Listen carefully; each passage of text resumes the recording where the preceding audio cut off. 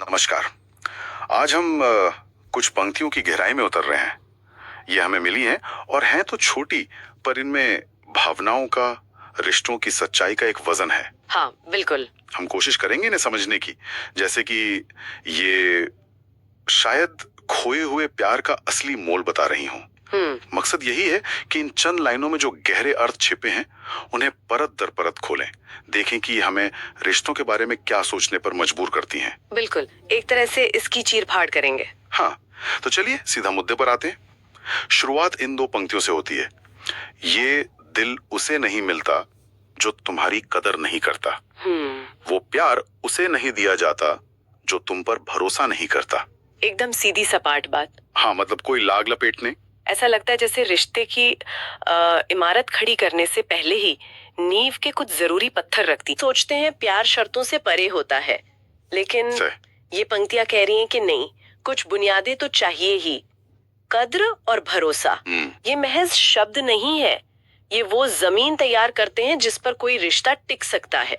शायद इनके बिना दिल का जुड़ना या प्यार देना वो मुमकिन ही नहीं, ऐसा ये पंक्तियां मानती हैं। सही कहा। तो पहली शर्त पर थोड़ा और सोचते हैं, कद्र।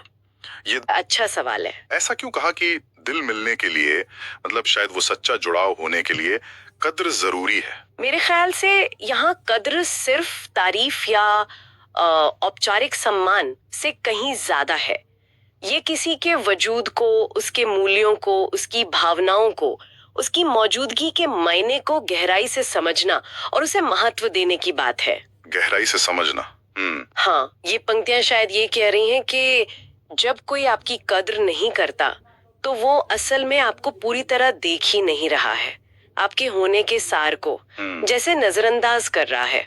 अच्छा। और ऐसी अनदेखी के माहौल में दिल कैसे जुड़ेगा? दिल तो वहीं खिंचता है ना जहां उसे अपना अक्स, अपनी अहमियत महसूस होती है। सही बात है। बिना कद्र के शायद एक खालीपन रहता है, एक एहसास के आपको फॉर ग्रांटेड लिया जा रहा है। हाँ, बिल्कुल। और जहां ये एहसास हो, वहां गहरा भावनात्मक लगाव कैसे पनपेगा? तो ये पंक्तियां कद्र को एक तरह से रिश्ते की ऑक्सीजन मान रही हैं। ऑक्सीजन, वाह। यानी कद्र एक सक्रिय एहसास है, सिर्फ मान लेना नहीं। बिल्कुल, एक्टिव अप्रिसिएशन। और अगर कद्र नहीं तो शायद भरोसे की जमीन भी कमजोर पड़ जाती होगी, क्योंकि दूसरा अलग नजरिया लगा मुझे। कैसे? हम सोचते हैं कि भरोसा टूटने से प्यार कम होता है, पर ये कह रहा है कि भरोसे के बिना प्यार दिया ही नहीं जा सकता। इसमें आपको क्या लगता है इन पंक्तियों के संदर्भ में? ये वाकई एक महत्वपूर्ण नुक्ता है। देखिए, प्यार देना एक तरह से खुद को खोलना है ना, अपनी भावनाओं को, अपनी कमजोरियों को साझा करना। हाँ, वल्नरेबल होना। बिल्कुल। जब आप किसी पर भरोसा करते हैं तभी आप ये जोखिम उठाने को तैयार होते हैं। पीछे हट जाएंगे। हाँ, आप खुद को रोक लेंगे। प्यार देने के लिए एक तरह की भावनात्मक सुरक्षा की जरूरत होती है, और वो सुरक्षा भरोसे से ही आती है। सही। तो ये पंक्तियां शायद यही कह रही हैं कि भरोसे की गैर मौजूदगी में प्यार का जो प्रवाह है वो रुक जाता है। आप चाहकर भी वो स्नेह है, वो अपनापन खुलकर नहीं दे पाते, क्योंकि बुनियाद में ही डर या अनिश्चितता है। इसलिए भरोसे को यहाँ प्यार देने की एक पूर्व शर्त, एक प्री रेक्विजिट के तौर पर रखा गया है। ये दिलचस्प है कि कद्र और भरोसा दोनों को रिश्ते की एकदम शुरुआत के लिए इतना अहम बताया गया है। बिल्कुल नींव की तरह। हाँ, अब आगे बढ़ते हैं। तीसरी पंक्ति है, साथी वो नहीं जो तुम्हारा साथ न दे। ये सुनने में तो बहुत सीधा लगता है। हाँ, पर हाँ, ऑब्वियस सा लगता है। पर साथ होना और साथ देना में जो बारीक फर्क की पंक्तियां शायद उजागर कर रही हैं, वो क्या है? क्या सिर्फ किसी का आपके पास होना काफी नहीं है साथी कहलाने के लिए इन पंक्तियों के अनुसार? बिल्कुल नहीं। यहाँ साथ देना महज शारीरिक उपस्थिति से कहीं बढ़कर है। सोचिए, कोई आपके बगल में बैठा हो सकता है, पर उसका ध्यान, उसकी ऊर्जा, उसकी सहानुभूति सब कहीं और हो। हाँ, होता है ऐसा। तो क्या वो सच में साथ है? ये पंक्तियां इसी अंतर पर जोर दे रही हैं। साथ देना एक सक्रिय भागीदारी है। Active participation. सक्रिय भागीदारी मतलब मुश्किल वक्त में मजबूती से खड़ा होना, आपकी खुशी में शरीक होना, आपके बोझ को हल्का करने की कोशिश करना, चाहे वो भावनात्मक हो या व्यवहारिक। अच्छा। ये स्रोत कह रहा है कि सच्चा साथी वो है जो आपकी जिंदगी की यात्रा में सिर्फ एक यात्री नहीं बल्कि एक सह यात्री है, जो रास्ते के उतार चढ़ाव में आपका हाथ थामता है। सिर्फ मौजूद रहना बिना सक्रिय समर्थन के, वो तो अकेलेपन के एहसास को और गहरा कर सकता है ना? हाँ, बात तो सही है। तो ये पंक्तियां साथ को एक क्रिया के रूप में देख रही हैं, एक वर्ब, न कि सिर्फ एक नाउन। हाँ, ये एक्टिव होने वाली बात बहुत महत्वपूर्ण है, सिर्फ पैसिव उपस्थिति नहीं। बिल्कुल, और यही सक्रियता शायद अगली पंक्ति में भी झलकती है। हमसफर वो नहीं जो तुम्हें समझ ना सके। यहाँ समझने का दायरा कितना बड़ा हो सकता है?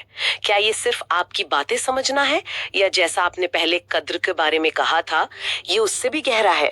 आप शब्द ही देखिए ना, अपने आप में एक गहरी यात्रा का संकेत देता है। हाँ, लंबा सफर। और ऐसी यात्रा में सिर्फ शब्दों का आदान प्रदान काफी नहीं होता।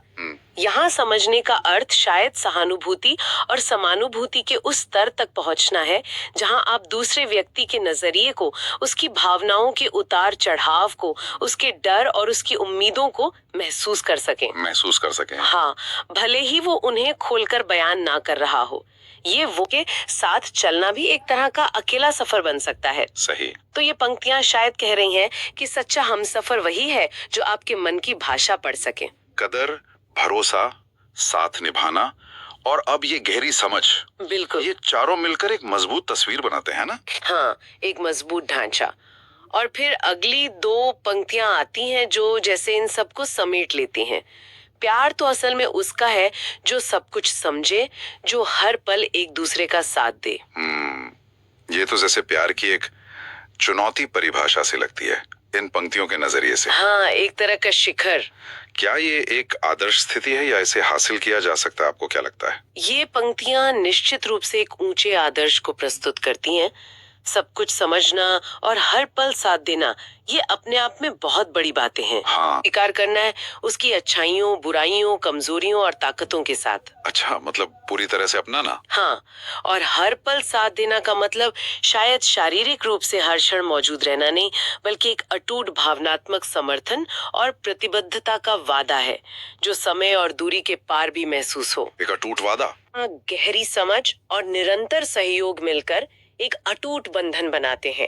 ये पिछले चारों तत्वों का, कद्र, भरोसा, साथ निभाना और समझना, इन सब का शिखर है।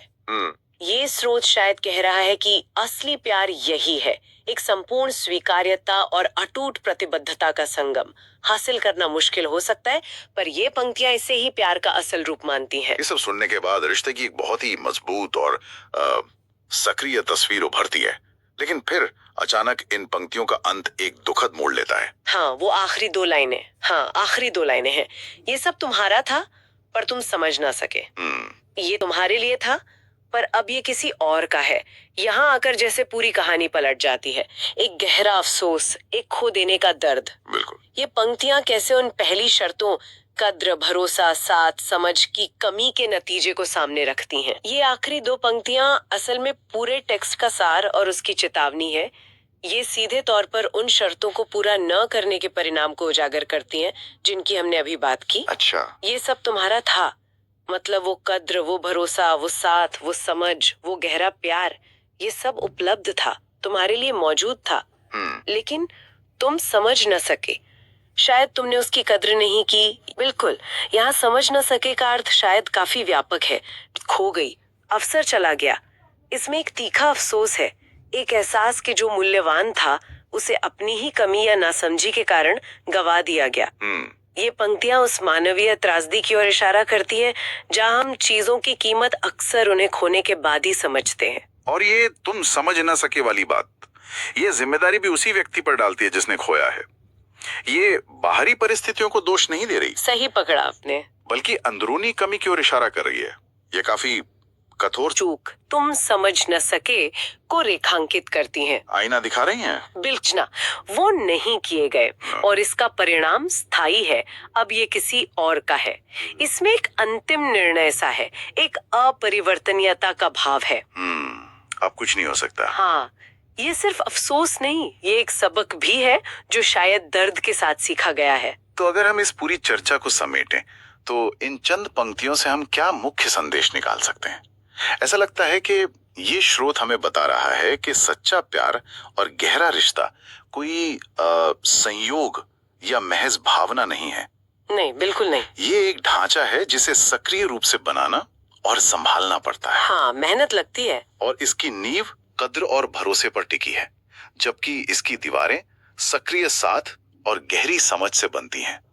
इनमें से किसी भी चीज की कमी पूरे ढांचे को कमजोर कर सकती है और अंत में ढा सकती है। बिल्कुल आती हैं कि रिश्तों को जीवित रखने और उन्हें गहरा बनाने के लिए निरंतर प्रयास, कांस्टेंट एफर्ट की जरूरत होती है। कद्र दिखाना, भरोसा बनाए रखना, मुश्किलों में साथ के इन क्रियाओं में कोताही, इसका नतीजा बहुत ये पंक्तियां हमें अपने जीवन में झांकने का अवसर देती हैं।